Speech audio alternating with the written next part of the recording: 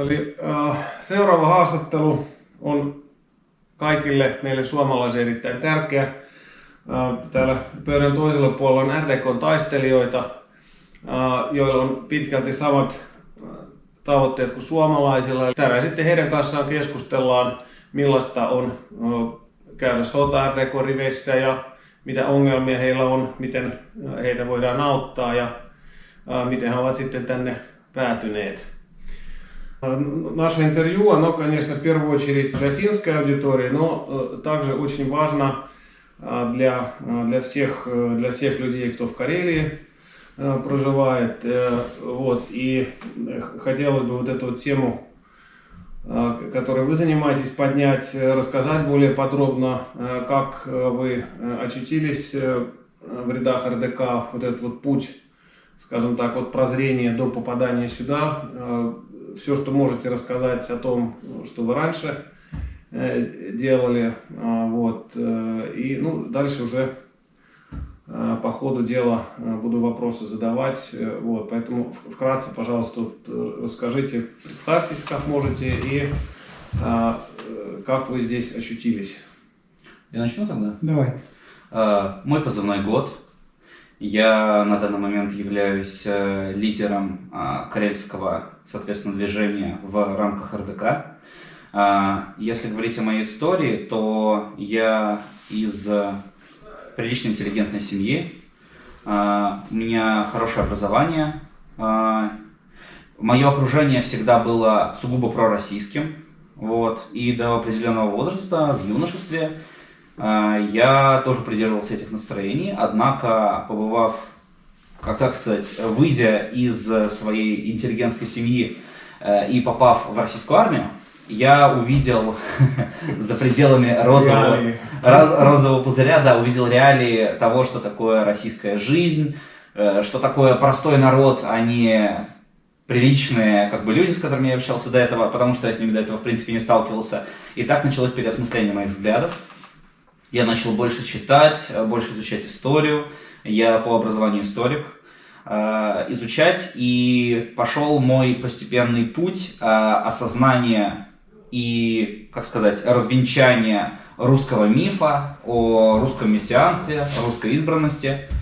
Вот. Я обратил внимание не только на современное состояние народов, но и на то, как они появились, на путь их этногенеза и прочее.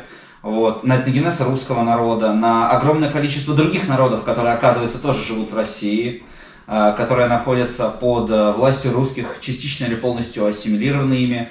И это глубоко задело меня. Вот. И это только усилилось после того, как я встретил свою будущую супругу, которая также является представительницей малых финно-угорских народов России. Вот, я еще больше углубился в эту тему, и это постепенно привело меня к идее необходимости борьбы за децентрализацию и деколонизацию Российской Федерации. Вот, в Карелии мне всегда было лучше, чем где-либо в России, еще даже до того, как я пришел к этим идеям, и эта земля, эта культура всегда была мне особенно близка.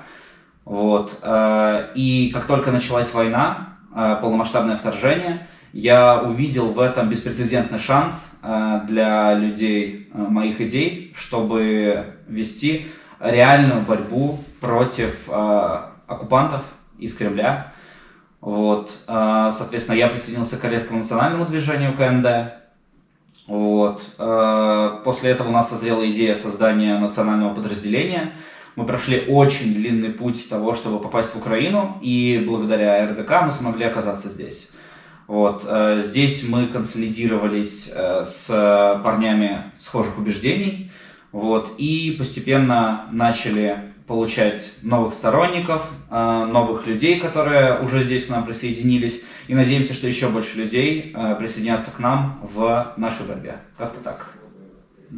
А как конкретно очутились здесь? То есть вот вы в России, да, а сейчас в Украине. То есть вот этот путь, он сложный был или просто там действовали по инструкции и очутились? Для меня он был невероятно сложным, мой путь был особенным, потому что я уехал из Российской Федерации с намерением сражаться еще до мобилизации даже в Российской Федерации, которая началась, так называемая частичная мобилизация.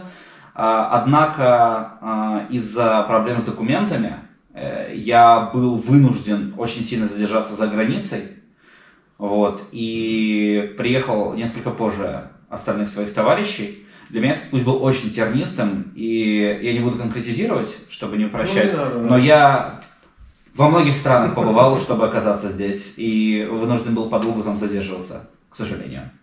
Как-то так. Ясно. Ну, да, твоя очередь. Мой позывной Данта. Сам я из города Санкт-Петербург. Тоже, в принципе, из такой простой и немножко интеллигентной семьи. Мой путь, я всегда придерживался проукраинских взглядов, но никогда это не было как-то радикально уже после начала войны. Я очень сильно изменил отношение к людям, которые окружают меня. То есть абсолютно, скажем так, радикализировал свои взгляды по отношению ко многому и вообще много чего у себя поменял в голове. Вот, к отношению... Буквально с первого дня войны у меня появилась мысль попасть в Украину, воевать на ее стороне. Тогда еще не было никаких ни там, легиона, ни РДК, ничего. Я искал способы, писал там разным людям. Вот, меня там посылали, писали там, короче, что я вообще с ума сошел, что-то вообще русак, в общем, какой-то сумасшедший. Вот. Потом я увидел возможность, я много раз был в Финляндии, решил переехать туда и уже оттуда думать, как переехать. Там много всяких способов придумал в Польшу, там через или как-нибудь еще. Вот, попасть в Украину, в общем, я хотел. Приехал в Финляндию, оттуда тоже писал много кому. Вот, там подался на беженство и сидел там какое-то время, искал способы. Вот, к тому моменту появился вот, русский добровольческий корпус. И я начал, естественно, писать, узнавать как и что. Но была проблема, меня не могли выпустить из страны ввиду того, что я уже был на беженстве. Вот. То есть там дали документ беженца, но не паспорта, по которому можно куда-то ехать? Я был на рассмотрении на беженство. То есть у меня даже не было... То есть бумажка просто была, которая выдается, когда ты даешь? Да, у меня, естественно, забрали заграничный паспорт и могли его отдать только после депортации в Россию. То есть и других вариантов не было, так как Финляндия граничит с Россией, они не могут по закону меня... Вот. В общем, мне сказали, что будем думать, что делать. Ну, из РДК, скажем так, там была еще структура, когда-то гражданский совет. Вот. И они мне сказали, вот, сколько-то тебе придется ждать. В общем, мягко отказали. Вот. Сказали, что мы про тебя не забудем, но сейчас вариантов нет. Вот. И я начал думать, что делать самому. Вот. Как сюда попасть и чего вообще... Вот. Придумал планы, там, разными способами, как попасть. Легально, нелегально. И у меня появилась идея пройти границу. То есть через Россию, я тогда думал. Российско-украинская граница. То есть я договорился с финнами, чтобы они меня не депортировали в Россию, чтобы я не с красным штампом выезжал из страны. Вот, и меня там пограничники увидели, что у меня там красный штамп и все такое. И начали задавать мне вопросы, что я там делал в Финляндии. Вот, поэтому я за свой счет уехал из Финляндии. Ты забрал вот это заявление о беженстве? Да, забрал заявление о беженстве, потому что мне оно не было нужно. Я не за этим туда ехал. Вот, и через третью страну я вернулся в Россию. Там я 2 месяца где-то думал над тем, как перейти границу. Первый месяц я думал над российско-украинской границей. Полная жесть, то есть мины, какие-то ДРГ, пограничники, военные с обеих сторон, везде заминировано, какой бы населенный пункт я не тыкал, везде меня поджидал какой-то сюрприз, то есть я понимал, что там я могу умереть так, здесь так, меня там поймают так, здесь собаки, здесь заборы, вот. В общем, проблем невероятное количество, я понимал, что я долго-долго сидел, вот где-то месяц, и в какой-то момент я понял, что через российско-украинскую границу невероятный шанс того, что я просто не переживу этот момент, вот этот переход. Поэтому я посмотрел на российско-белорусскую границу и искал там место. Там красивые леса, болота, где невозможно поставить так точечно, то есть каких-нибудь пограничников, военных, они не смогут просто все увидеть вот, в густом лесу. Вот, а вот в российско-украинской границе там очень много полей и такие небольшие промежутки леса, обычно заминированные. Я рассматривал российско-белорусскую границу и, естественно, увидел такую реку, которая всем известна, Днепр.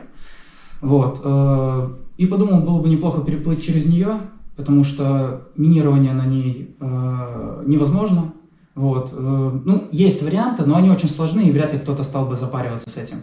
Вот, плюс по берегам, ну, то есть на самом Днепре он же является границей, рядом с ним нет заборов, вот, и если даже рядом с ним какое-то минирование, Днепр опускается, поднимается, все мины смывает, или, ну, короче, вряд ли они там будут, подумал я, поэтому я поехал в город Беларусь, где-то месяц я думал, как там все это придумать, как мне там через пограничников пройти, в общем, там выдумал себе историю о том, что я буду рыбаком, вот, посмотрел, какие там караси, какие там рыбы выводятся, в общем, знал, когда у них там нерест, вот, чтобы если меня там поймали пограничники и спросили, ты вообще кто такой, я говорю, я рыбак, Да. и мог бы им нормально рассказать, там, на какую там рыбу я иду и зачем вообще, вот, выбрал себе там место такое, где рыбаков побольше, 11, в общем, приехал туда, увидел, ну, на автобусе в одно место, вот, там зашли пограничники, посмотрели в техпаспорта, я достаю, у меня российский паспорт, у всех белорусский, он спрашивает, ты вообще кто? Вот, я говорю, ну, я рыбачить, они посмотрели, что-то, рыбалка, потупили и ушли просто, не стали меня никак проверять, вот, я, конечно, очень обрадовался.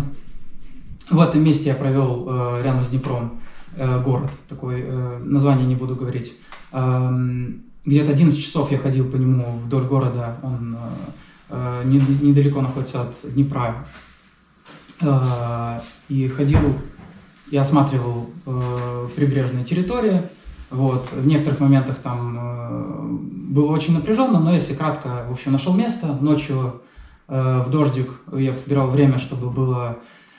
Я был менее заметен, мне было слышно, как я захожу в воду, то есть там рядом пограничники на лодках, у них как раз там новые лодочки. Ну, в общем, в 11 там, с чем-то я переплыл и дальше шел по украинской территории где-то 5 часов. Там было много историй, как я там терялся, по там, Google картам смотрел, там расстояние вообще маленькое. Вот. А в жизни оказалось, что расстояние просто колоссальное. Вот, потому что ты ходишь вот так, там оказалось болото, вот, и позже еще оказалось, что там минирование, вот, было, то есть, как рассказали пограничники, которые там ставили мины, не знаю, правда это или нет, но как бы, что есть, то есть. Прошелся там, в общем, несколько раз чуть не утонул, но в конечном итоге я выбрался как раз к утру, как и планировал, чтобы до света меня не заметили, то есть, если бы увидели человека рядом с границей, который там идет вдоль нее, днем его сильно легче заметить, чем ночью. Поэтому я прям рассчитывал, чтобы прийти за ночь. Вот, максимально пытался ускориться, в тайминге, так сказать, уложиться. Вышел, пошел по там, дороге, я предполагал, что там должны быть украинские пограничники, потому что дорога была достаточно очевидна, чтобы туда поставить блокпост. Вот, увидел пограничников украинских, показал им паспорт, объяснил ситуацию. Вот, и они...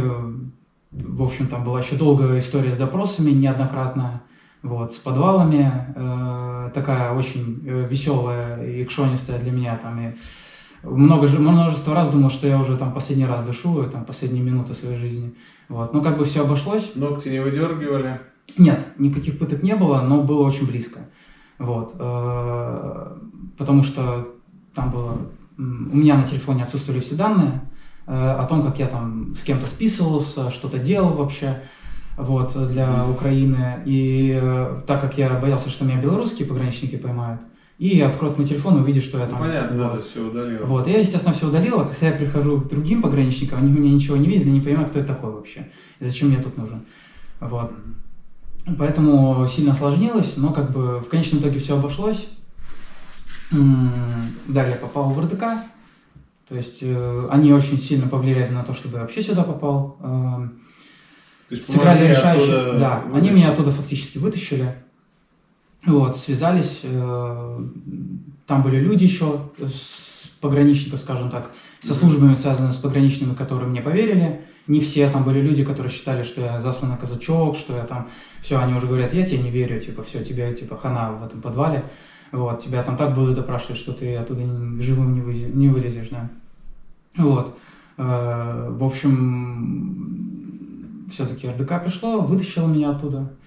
Я попал на КМБ, а дальше я встретил людей из Норд, увидел, что это очень идейные, интересные ребята. Меня заинтересовало это движение. Я до сих пор в нем разбираюсь, потому что тут очень много всяких аспектов. Вот. И сейчас я как замглавы отвечаю за логистику, там, за боевые некоторые задачи. Вот. Скажем так, больше за там, съемку на этих задачах и так далее. То есть вот за такие все вещи. В общем-то, все, если так кратко. Ну, интересная очень история. Ну да, было весело. Столько испытали ради того, чтобы попасть в РДК. Потому что основная масса россиян, чем отличается, да, и то, что я заметил, люди просто существуют, их уже там четверть века, клика, которая власть захватила, во все дыры трахает, и мало у кого есть силы противостоять этому, тем более с оружием в руках, как это вы делаете. Вот. И, конечно, это очень, особенно если подумать, через что вы прошли, как бы, оба, что вы испытали, чтобы только сюда попасть. Молодцы. Как бы, по поводу армии, то есть ты служил где-то в армии или у тебя вообще боевого опыта? Никакого боевого опыта никогда не было. Просто я, может быть, чуть-чуть интересовался всякой, скажем так, милитари темой, но это было больше как вот что-то отдаленное. Такое. Никогда конкретно. То есть вот есть человек с боевым опытом, у меня никакого Ну, как с боевым опытом? Ну, с военной подготовкой. Да, до того, как началась полномасштабная война, я успел отслужить в российской армии, в элитном подразделении воздушно-десантных войск РФ. Вот, собственно, как я и упоминал про свой армейский опыт, это было интересно и с человеческой чистой точки зрения, это было интересно и с точки зрения того, как функционирует российская армия. И вообще, российская армия — это хороший срез всей, как сказать, государственной машины Российской Федерации. Можно легко увидеть, как все устроено изнутри. Вот. И я всегда интересовался военной темой, военным снаряжением. Меня так воспитывали, мой отец мне это прививал с ранних лет. У меня всегда было оружие, я всегда умел им пользоваться. То есть, когда я ехал сюда, у меня было уже, например, все свое снаряжение практически. Так что да, я ехал, как бы понимая, о чем идет речь, еще до. Как вот, например, служа в ВДВ, это в России такие элитные войска, ну и вообще во всех странах, там, в Финляндии то же самое, это диверсионные войска, которых хорошо обучают, экипировка хорошая. Что вы можете сказать о состоянии, ну, на то время, когда служили, то есть какие плюсы, минусы и вообще, что это было? Я служил не просто даже в десантной части, а в одной очень прославленной части, скажу так. И состояние воздушно-десантных войск РФ просто ужасным было на момент моей службы. Это было за несколько лет до начала полномасштабного вторжения. Там особо ничего не изменилось с тех пор, потому что я частично поддерживал связь с теми, кто оставался там на контракте. И ситуация была ужасной. Когда я увидел ее изнутри, у меня произошел мощный культурный шок и разрыв шаблонов относительно того, что я всегда, как и многие люди в России, смотрел передачи «Звезда», «Не звезда», ездил на форумы, там, «Армия 2015, 16, 17» и так далее. Мощь российского оружия, величие, бла-бла-бла. Да. Потом я пришел в армию и увидел, что у нас вообще не пристрелен почти ни один автомат на полк. То есть оружие не переведено к нормальному бою ни у кого. Люди идут на стрельбище и стреляют куда-то. Просто куда-то. снайпера не попадают. А как это возможно? У нас, я служил, сам, я в военной полиции служил. У нас вот первым делом, когда автомат дали, нас всех, ну, самое первое, это пристрелять его, чтобы ты попадал. Разумно? Потому что там может быть, ну, мушка сбита или еще там что-то. То есть, естественно, ты должен сам это уметь делать. Свой автомат повредился, ты взял другой, если он не попадает, то надо уметь его отрегулировать. То есть такого даже не было, получается. Ситуация была ужасной. В принципе, занятий почти не проводилось. Я побывал в разных подразделениях разного профиля, внутри воздушно-десантных войск, штурмового, разведывательного и так далее, в артиллерии. И везде ситуация была одинаково ужасной. Например, в штурмовых подразделениях воздушно-десантных войск вообще не проводятся занятия по тактике. Ни малых групп, ни в составе взводов, ни в составе рот, никак. Занятий по тактике нет, занятий по ориентированию нет. В принципе, занятий по холощению нет. Все, что в принципе проходит, это действительно, это физическая подготовка, спортивный уровень в целом, физический уровень был хороший. Это иногда стрельбы, но крайне редко. Опять-таки, ну и какие стрельбы? Когда задается задача, которую нужно выполнить на стрельбах, там, упражнение контрольных стрельб, но при этом у тебя нету пристреленного оружия, чтобы его выполнить. А то, что оно не пристрелено, это распиздяйство снизу, распиздяйство сверху, или это распиздяйство вообще там? Мне кажется, это общее распиздяйство, потому что есть абсолютно наплевательское отношение высшего командного состава и среднего командного состава на личный состав. С другой стороны, внизу тоже отсутствует какая-либо инициатива, чтобы это исправить. Пристрелено, нет, просто вышел, рожок отстрелял, попал, не попал, уже как? Нет, ну не попал, тебя отругали, что ты не попал, ты сказал, что тебе не пристреляли оружие, они сказали, сам виноват. Сам пристрелил. Да, был момент, когда я какое-то время занимал должность пулеметчика, и мне дали печенек, абсолютно нульцевый, из завода, в коробке, вот, держи печенек. Я говорю, круто, покажите, как его разбирать. Они сказали, разбирайся сам. При этом телефона у меня нет, интернета у меня нет, никаких пособий, книжек у меня нет. И в итоге, что является очень ироничным, мне как его разобрать показывал человек, который вернулся с Донбасса и на миротворце находится. То есть в коробке с оружием да, нет инструкции по его Да, смазанная, ну, коробка картонная, в ней смазанный буквально вот ствол, абсолютно нулевой со склада 2008 года и выпуска. никаких документов. Документов нет, да, и никто мне не объясняет. То есть я обращался к офицерскому составу, я обращался к старшинскому составу и к сержантскому составу, мне сказали, разбирайся сам. Когда я сказал, может тогда дадите мне автомат, они сказали, можем дать второй пулемет. То есть двумя вот так. Да.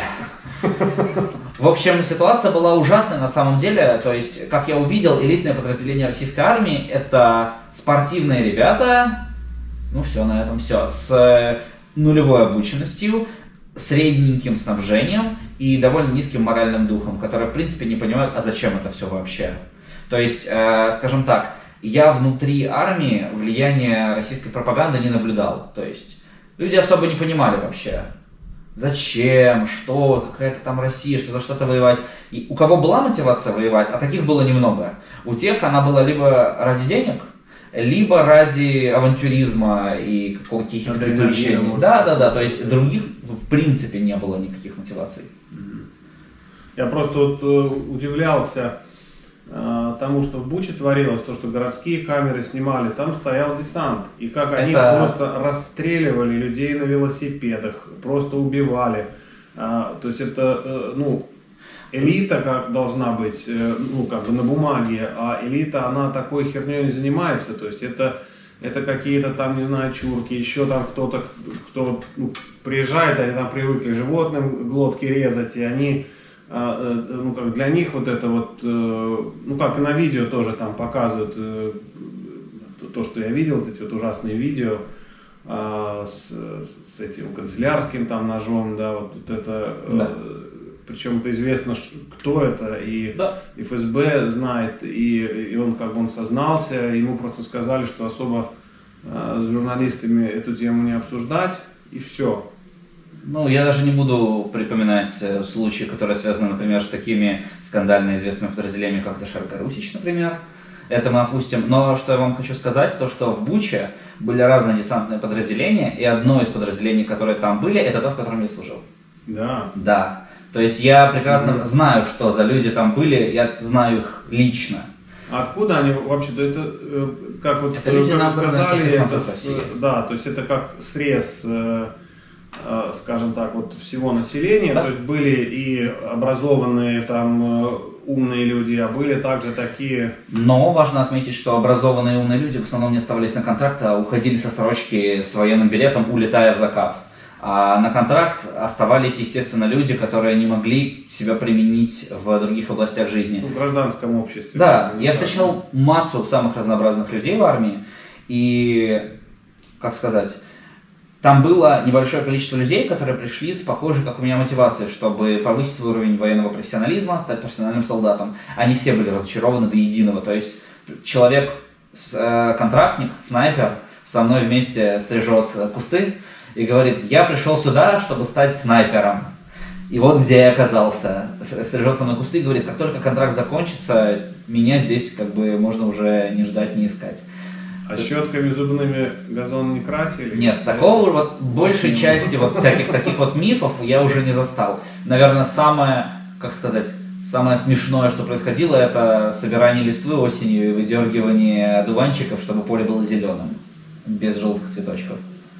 То есть там эстет какой-то там. Да. Ну и высаживание идеально одинаковых елочек там вокруг казарм. А в целом все, ничего абсурднее там не было, хотя мне кажется, что и это достаточная степень абсурда. Это на самом деле дикость, потому что то, чем вот финская армия отличается, это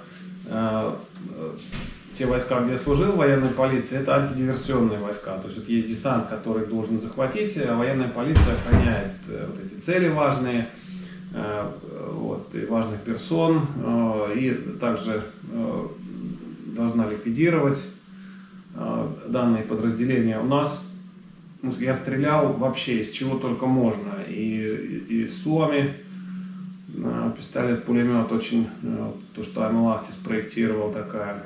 Классический. Вот, классический, да. Из калаша, из стен, это вот. Причем они, это тоже десант использовал во время Второй мировой войны, они были одноразовые. А в Финляндии их переделывали и делали многоразовые. Я даже из такого пострелял, еще Максимы застал пулеметы. Но для городских сражений очень даже неплохой аппарат, потому что его можно настроить на высоту, скажем так, подоконника. Если кто-то чуть голову высунул, то...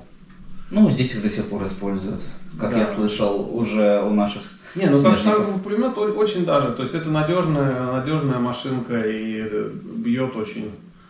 Главное, чтобы оно было пристреленное, привезенное к нормальному бою. Согласен. Вот, поэтому то, что рассказываешь,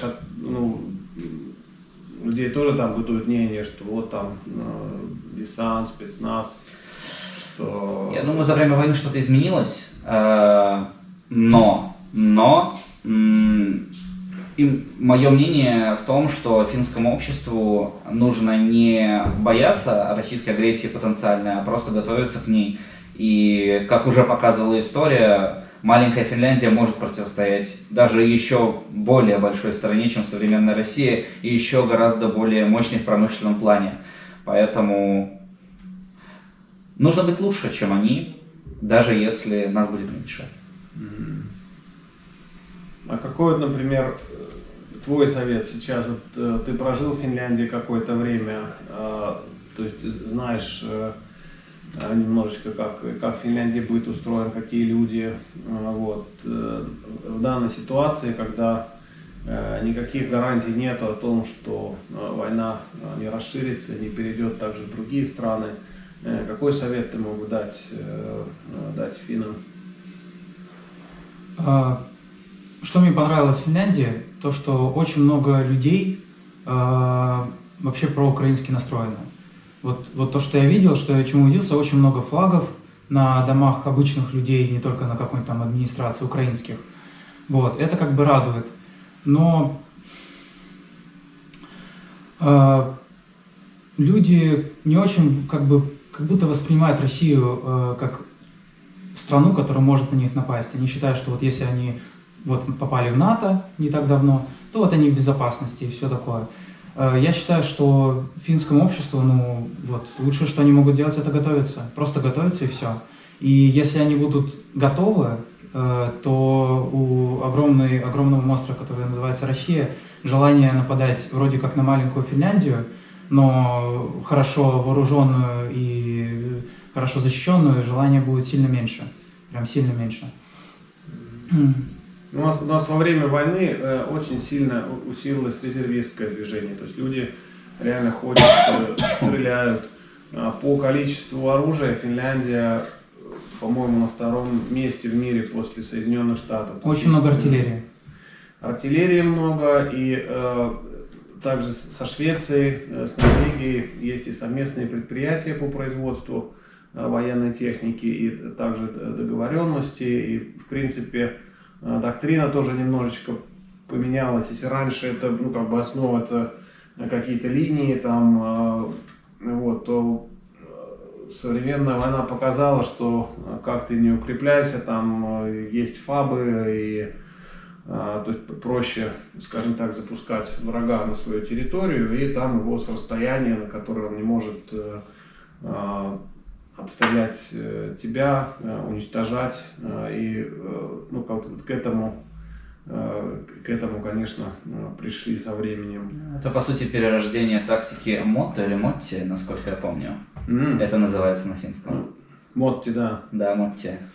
Любая линия фронта будет прорвана 100%. В нынешней войне не существует такой линии фронта, которая будет не прорвана, тем более с помощью российской армии. Да, либо прорвать, либо обойти. Ты же не можешь там 1300 километров, что у нас это общая граница, построить так, что там вот везде что-то было. Это просто нереально и бессмысленно. А потом, если куда-то зашли, то уже гораздо проще изнутри это все уничтожить, захватить. В Финляндии есть преимущество в виде ее природно-климатических особенностей, да. В виде густых лесов, болот, озер. Поэтому, если русским идти вперед, им придется идти в узкие проходы между этими естественными заграждениями. Что бы я еще посоветовал людям, если у них есть возможность ехать сюда и набираться здесь опыта, даже если вы там боитесь там рисковать своей жизнью, идти там на линию фронта, то хотя бы общаться со специалистами, которые вот здесь самые обычные ребята, самые вот без какого-то там высшего образования вам расскажут очень много чего интересного, если они побывали там нормально на линии фронта. То есть там можно в наше, можно просто в другое, можно просто волонтерить здесь и набираться просто опыта. Тут мало кто с опытом откажет вам в том, чтобы его вам передать. То есть тут очень много людей готовы просто вот так вам раздать и все остальное. И это очень будет важно в будущем, если Россия начнет реальную агрессию против Финляндии. То есть, насколько я знаю, сейчас Украина впускает иностранных граждан, тем более финнов, вот, в свою страну, поэтому я не вижу никакой проблемы сюда приехать. Обстрелы Украины сейчас сильно сократились, вот, то есть тот же Киев, он достаточно спокоен по сравнению с тем, что было изначально. Вот, поэтому здесь я не вижу смысла чего-то особенно бояться. Вот. А вот просто я когда у Дениса интервью брал, он про тебя как раз рассказывал, что никакого военного опыта не было. Пришел, вступил в РДК, научился, и сейчас такой очень важный и незаменимый из тебя получился член команды, который умеет и с оружием уже обращаться, и конкретные задачи выполняешь важные. То есть это вот, скажем, за какое время примерно тебя научили? Уже чуть больше года, получается. Угу. Тренировка тут не заканчивалась просто вот не на одну неделю, и я реально не могу вспомнить, когда бы у нас не было что-то связанное с тренировкой. То есть не было такого, что вот один месяц ты пришел, тебя месяц тренируют, и потом ты уже там полноценный боец. То есть у вас постоянно идет... не прекращай. Ни в одном отделении нашем нету такого, чтобы люди вот просидели там месяц. Отдыхали или месяц. Вот месяц, вообще такого точно, неделю. Не знаю, может быть в Новый год, но даже в Новый год, я помню, мы что-то делали перед ним и после него. Вот, то есть...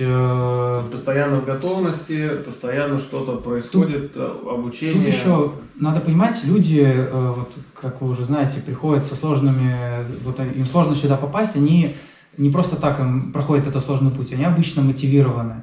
То есть им просто сидеть вот так вот и ничего не делать, тут люди с ума сходят. Если, вот, не знаю, несколько дней, я знаю ребят, которые, почему у нас нету тренировок, почему мы там почему мы там слишком долго тренируемся, почему мы не на войне, там вот у людей начинается, бывает такое. То есть люди приезжают заряженные, они сами хотят, они сами бывает что-то организуют, вот, сами там просят инструкторов, мне нужно то-то, то-то, то-то, такие-то, такие-то курсы. А инструктора также мотивированы, они им это дают, если видят, что люди... То есть здесь инициатива, она как бы не порицается, вот, а поощряется. Вот, поэтому как бы и мне тут вообще самое место, потому что я просто я мотивирован, ну то есть мотивация у меня ни на секунду не упала, вот только и больше стало, больше уверен стал, потому что до этого, когда я сюда ехал, я не представлял, что такое война, вот, то есть я ее видел по телефону и по компьютеру, просто с экрана, короче, вот, и мне было невероятно интересно побывать в чем-то подобном, в чем-то настолько масштабным и влияющим вообще на человека. Вот. Мне очень было интересно проверить себя через войну. Вот. Поэтому, когда я приехал и попал в боевые действия, я понял, что вот это место, где я должен быть сейчас. Вот. И я смотрю на остальных ребят и вижу, что у них точно так же. То есть у большинства здесь вообще вот максимальная заряженность, она не падает, она либо остается такой же, либо у кого-то даже больше. Вот. Вот если бы хотя бы процентов 20 населения России думало так же, я думаю, они бы не позволили себя вот так вот иметь, а просто смели бы эту власть уже давно, еще там, лет 15 назад, когда вот эти вот первые позывы диктатуры начались, когда вот эти стали гайки зажиматься, это же все не в один день произошло, а это все потихоньку, и теперь уже... Если ты там в магазине на ценнике написал там «Мир Украине» или еще, ну, тебя на 7 лет могут посадить. Это просто... Ну, это люди сами допустили, поэтому, естественно, тоже какую-то ответственность и несут. И то, что сейчас в Курске, например, происходит, это интересная такая отдельная тема. Хотел бы у вас спросить, как бы, ваши отношения, ну, может быть, там не как военные, чтобы вы там какие-то тайны не разглашали, но как человек, как русский, который находится сейчас в Украине и воюет на стороне ЗСУ, ваши отношения, то есть, когда вы про эту операцию услышали, вот, и ваше мнение, то есть, какие цели и как бы вы, вот, если бы вы руководили этой операцией, докуда бы вы, ну, какую бы цель вы для нее поставили? Ну, я себя, конечно, русским не идентифицирую, но это не совсем важно. Важно то, что я человек, который прожил в этой стране большую часть своей жизни, и я лично приветствую любой удар по Российской Федерации, который приближает ее конец. Поэтому мое отношение к операции на Курщине, безусловно, положительное. Я не думаю, что я не буду записываться в военные эксперты и говорить, куда должны двигаться целые бригады, которыми я никогда не командовал, на что я никогда не учился. Мне кажется, это исключительно может показать мою некомпетентность. Но я надеюсь, что ЗСУ достигнет максимальных поставленных перед ними целей. И очень надеюсь, что и дальше у нас будут подобные громкие операции, очень масштабные, и что мы примем в них участие и будем вместе приближать победу, которой всем бы очень хотелось. Вот, твое мнение? Слово в слово, я согласен, просто буквально. Я тоже считаю себя реагировал, вот вообще, когда ты узнал про эту операцию, просто вот реакция твоя. Я могу сказать, это было очень постепенно, то есть сначала я... Не понял. Я не то чтобы поверил, что это... Я подумал, что это что-то более меньшее, чем оказалось на самом деле. То есть вот это вот первые звоночки, вот помнят, я говорил, ну может есть, ну может быть нету, вот, может быть даже скорее ничего не будет, это просто так вброс. Вот. Когда все это случилось, когда я понял, что это нифига себе, вот, я просто был в восторге, не передавать это эмоциями, просто не могу. Вот, короче, было круто. Вот. Я прям каждый день, не вылезая из телефона, будучи на задаче, я там вот прихожу, слежу, что там вообще происходит, как там дела у ребят. Вот. Все очень рвутся в бой.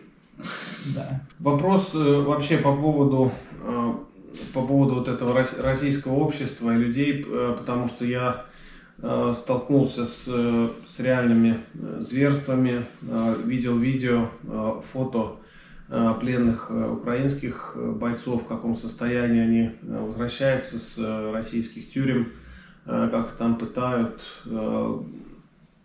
заставляют стоять целыми днями, они кормят, избивают, выбивают зубы, татуировки срезают ножом, просто тычут. Какое вот у вас объяснение, почему, как могут люди себя вот так вот по-зверски вести, и с чем это связано? Ну, мое мнение в том, что это укоренившаяся еще с ранних советских времен вот эта чекистская система абсолютно бесчеловечная, где с любым человеком, который придерживается иного мнения от того, которое указала партия, государство, правящая клика, неважно, человека просто уничтожают или ломают. И мы можем это наблюдать на протяжении всей истории Советского Союза в большей или меньшей степени. Но вот я, например, изучал сталинский период, пытки в ГУЛАГе, но зачастую то, что происходит сейчас, даже переплевывает то, что было тогда, потому что сейчас я не знаю, что изменилось, если честно. Мне даже сложно себе на этот вопрос ответить, потому что я не понимаю, как люди могут настолько жестоко кого-то пытать, как, в принципе, психически здоровый человек может, даже если ему поставили такую задачу, которую необходимо выполнять ее таким образом. Таким. То есть изнасилование, пытки током, там, вырывание каких-то фрагментов из тел людей, это просто отвратительно. И мы можем это увидеть и на примерах преследования политических активистов России еще в довоенное время. И вот, например, у меня была история с тем, что у моей супруги был родственник, он работал соответственно, в СИН, и когда он столкнулся с отвратительной реальностью тюрьмы, которую он там увидеть не ожидал по своей наивности, он попытался пойти против лагерного начальства, и в итоге на него были списаны все убийства, которые происходили между зэками. После чего его хотели приговорить к пожизненному заключению, и лишь продажа абсолютно всего имущества его родителями могла сократить его срок. Лишь это. Вот. Так что ситуация в России такова, и в тюрьме, и в обществе в целом, что пойдя против системы в одиночку или малые группы, ты однозначно будешь раздавлен, причем очень жестоко. А патернализм населения таков, что люди не поддержат тебя в твоей борьбе однозначно, потому что их хата всегда с краю. Как-то так. Если бы, например, кого-то из ваших родственников, не дай бог, вот таким вот образом запытали до смерти, и вы знали этого человека, кто это сделал, то какие, скажем так, ну, твои там личные действия, твои... Постараться уничтожить как можно больше солдат Кремля. Потому что мне еще доступно? Я не могу дойти до туда пешком и отомстить им лично. Если я не могу отомстить им лично, то нужно отомстить, по крайней мере, системе, которую они представляют. Которая их породила. Конечно. Вырастила. И я считаю, что мы ведем благородную борьбу против системы, в которой нету, в принципе, ничего человеческого по содержанию. И что самое главное, у всего этого даже нету на самом деле какого-то рационального обоснования, ради чего они все это делают. Они никогда не ответят ничего конкретного, цель, видение будущего, у них его нет. Но, тем не менее, они просто поддерживают эту систему, которая, по сути, замкнута на самой себе. Вот. И таким же пыткам подвергаются и россияне, и они все это терпят. Они же Конечно. знают, Осечкин, когда вот эти всплыли вот эти видео о пытках людей, о зэках, как и там на бутылку, там на швабру, на что-то они сажают и бьют, и насилуют, и общество просто все это схавало. И все. Поэтому я не знаю, что должно произойти в России, чтобы люди наконец-то прозрели и уже с оружием в руках стали эту клику сметать. То есть, что для этого, там лидер какой-то сильный, или когда, чтобы власть, вот как сейчас в Курске происходит, чтобы люди поняли, что никакой силы за этим карликом нету. Люди, На самом деле. люди, я уверен, ничего сами конкретно, вот как какая-то масса людей не поймут. Скорее всего, точнее 100% нужен лидер какой-то другой. Это очень ярко показал Пригожин. Достаточно было кого-то чуть-чуть более адекватного, чем Путин, который имел реальную власть, не какую-то там вот в интернете, а вот реально на деле людей с оружиями, готовыми делать то, что он скажет. Тогда люди за ним пошли. То есть российское общество изменит либо его разрушение, и там уже посмотрим, что будет, там все что угодно может быть, там, полная анархия, либо какой-то новый лидер, кто это будет, посмотрим. Мне кажется, что в принципе не стоит рассчитывать на подобный сценарий. Я лично считаю его абсолютно неосуществимым, поскольку на протяжении в короткой перспективе 30 лет, длинной перспективе там 100 лет, сверхдлинной перспективе 400 лет, на этой территории уничтожались все люди, которые поднимались против системы, поколение за поколением. И мы пришли к той ситуации, когда уже, по-моему, просто не осталось тех, кто мог бы поднять оружие против системы, это во-первых. И когда население современной Российской Федерации уважает, по сути, только силу. У кого есть сила, кто может ими управлять силой, против кого они не могут ничего сделать, затем они пойдут, потому что кремлевская власть обладает силой, потому что у них есть армия, ядерное оружие, огромная машина подавления в виде полиции, Росгвардии и прочего.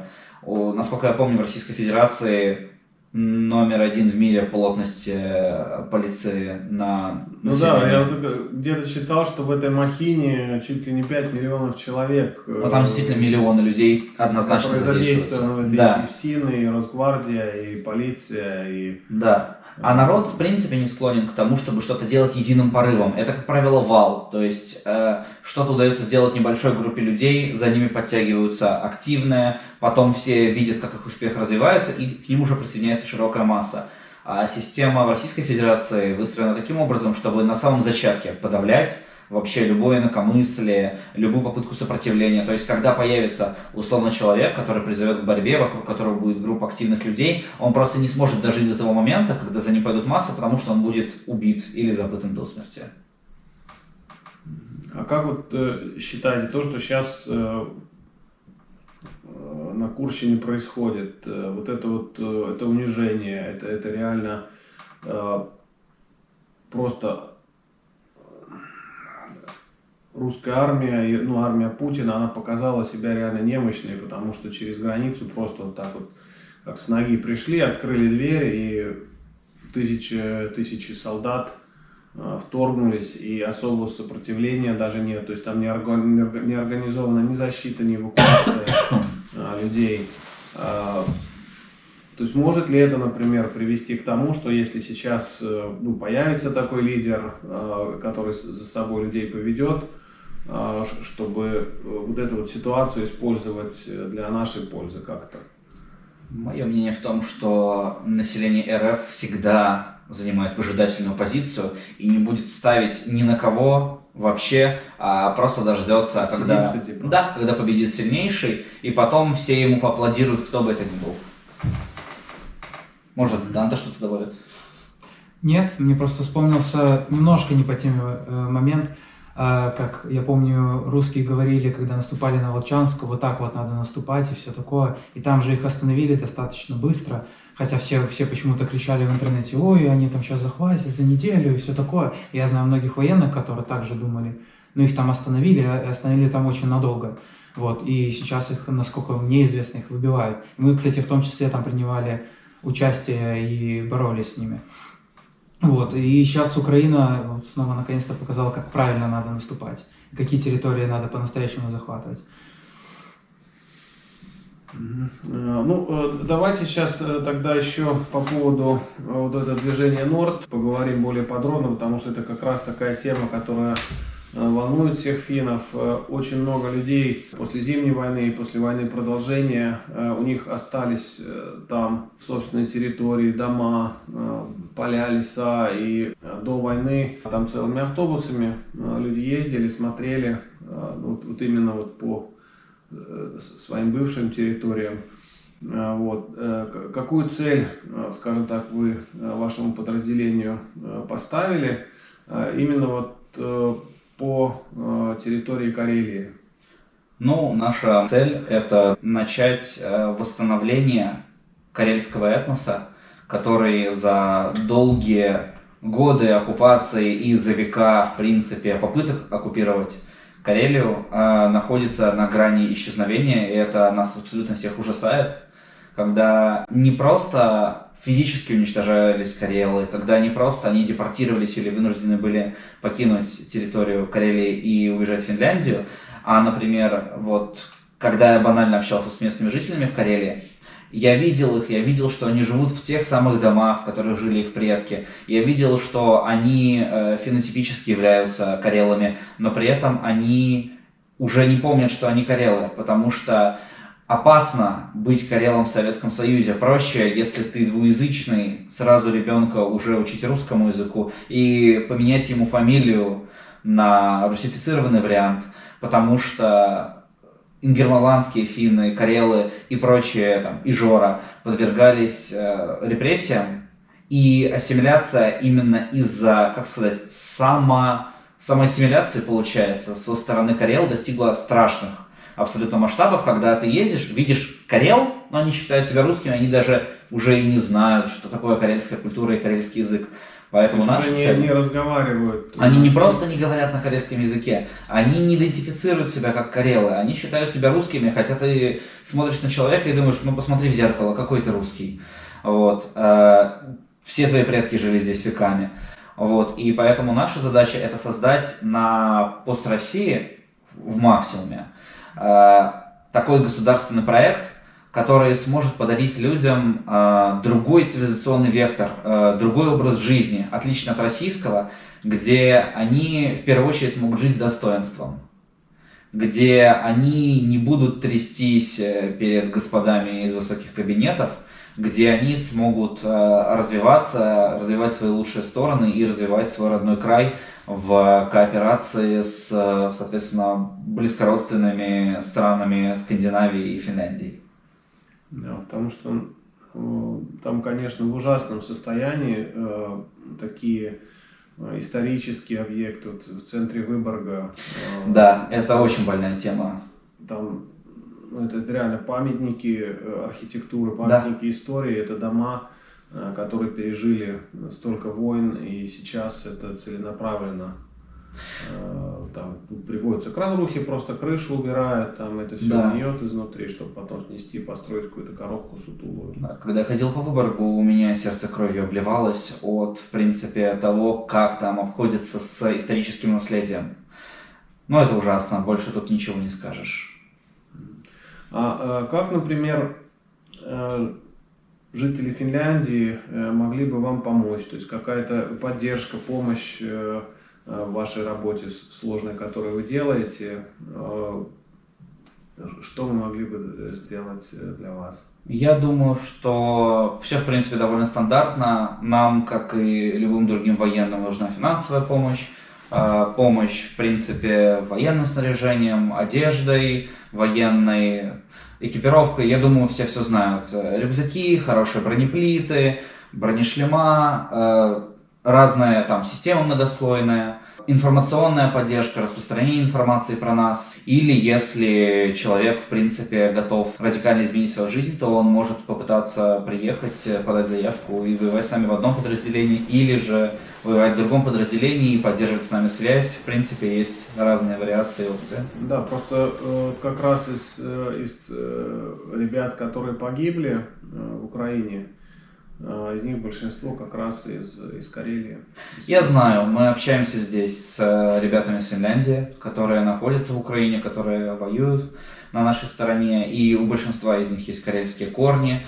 У нас есть ребята, которые по эту сторону границы живут с карельскими корнями, у нас есть о чем поговорить, пообщаться. об истории, о культуре. И у нас, да, уже масштабы ассимиляции как бы таковы, что мы уже не говорим на одном языке, но, по крайней мере, мы думаем одинаково и хотим одного и того же. Будущего, в котором эта искусственная граница, которая создана между Финляндией и Карелией, будет наконец сломана. Небольшую помощь я с собой привез. Здесь очень интересная и перспективная разработка CPT, специальное устройство для быстрой зарядки магазина. Сюда заряжаются патроны заранее, и можно резинкой стянуть, чтобы не выпадали. И когда нужно зарядить пустой магазин, вот так вот фиксируется, и пустым магазином патроны загоняются из зарядного устройства непосредственно в сам магазин. Это очень удобная вещь, особенно зимой, когда сильные морозы и патроны просто в ящике лежат, они там могут быть температура минус 30 градусов, в перчатках заряжать неудобно, а без перчаток пальцы быстро мерзнут. Вот, ну и летом то же самое, то есть неважно когда, быстрее зарядить магазин автомата, чем с помощью вот этого приспособления, невозможно. То есть там рекорды там, буквально 2-3 секунды, и у тебя уже магазин заряжен. Это очень такие интересная система. И я с собой сейчас 5 штук привез, я выставляю, и протестируйте. С производителем договорился, он готов и большее количество тоже вам предоставить. Вот здесь Символический момент. Да, символический момент. Это, ну, по немецкому образцу шита шапка, ими и пользовались и во времена Зимней войны. В прошлом столетии еще, сейчас уже как в армии ей не пользуются, вот, называется это на народном языке Верикауха. Верикауха, да, вот, правильно. Это Благодарю. Это тебе, носи. Есть человек очень хороший, мистер Джей в Хельсинки, который нам помогает. Прибор ночного видения для снайперов, то, что я привозил, Пулсар, это как раз от него. Вот, ну, еще такой плащ-палатка. Термо тоже, это финская тема, это я тоже оставляю. Вот, и также рюкзак, это раритетная вещь. Я когда служил, тоже таким пользовался. Вот, купил на армейском аукционе. Здесь настоящая кожа. Вот, и если получится как-то с таким рюкзаком сходить за поребрик, сфотографироваться, буду предельно благодарен. Мы попробуем.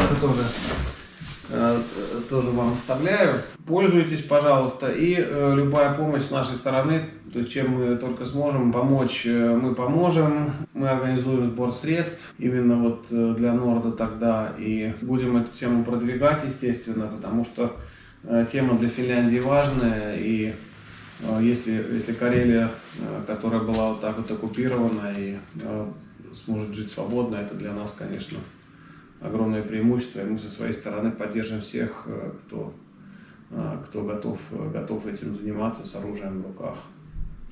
Со своей стороны мы хотели бы, Данте, мы хотели бы предоставить в нашего подразделения, которые вы можете передать донатерам, которые больше всего поддержат наше подразделение. Herra I, satut saamaan ensimmäisen näistä. Да, огромное вам спасибо. Вам спасибо за помощь. Да, и давайте до встречи. Я думаю, это не первый раз, когда мы с тобой встречаемся, не последний.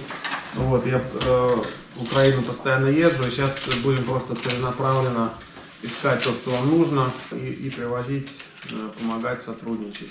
Потому что враг у нас один, и